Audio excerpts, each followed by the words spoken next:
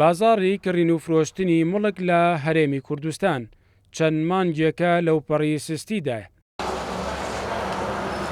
دەچمە یەکێک لە نووسینگەکانی کڕین و فرۆشتنی خان و زەوی لە سلێمانی. بە دوواداچوون بۆ هۆکاری سستی بازاڕی مڵک دەکەم. ئەوانەی لێران هۆکاری کەم بازاڕی بۆ ئەو دۆخە دەگەڕێنەوە کە ئێستا هەرێمی کوردستان بە گشتی عێراقی پێدا تێپەڕ دەبێت. کۆمەڵێک هۆکار هەن کە بۆتە هۆی ئەوەی کە بازار سستیەک دروست بێت لە بازاری خانوبەرەیە. یەکی لەو هۆکارانە بوونی ڕسوماتێکی زۆرە کە ئێستا بۆ بە سێقات.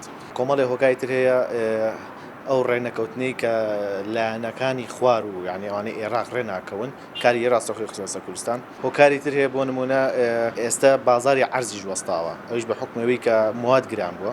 6 مانەوە پێش بازار زۆر باشتر بوو. بۆ نمونە کەسێکە هاو کڕیارێکە هات یەکسەر خانووکەی کرێ، ئێستا موڵکەکەی کڕیان مڵک کەسێکا و مڵکێکی ئەفرۆشت، ئێستا موڵکەکەی ساغە بۆ. بەڵام ئێستا وای لاتوو بە 2 مان بە 3 مان نەجا موڵکەکەی بە ساغە بێتەوە. زۆنی ئاڵتونی هەیە کە شەخسی بەشی سەرەوەکات لە شوڕێن بەرزاگانی قەیوان لە کازیۆ دەست پێکات هەتا کورسات و مەدیخانە ڕات، ئەوە باشترین بازاری هەیە.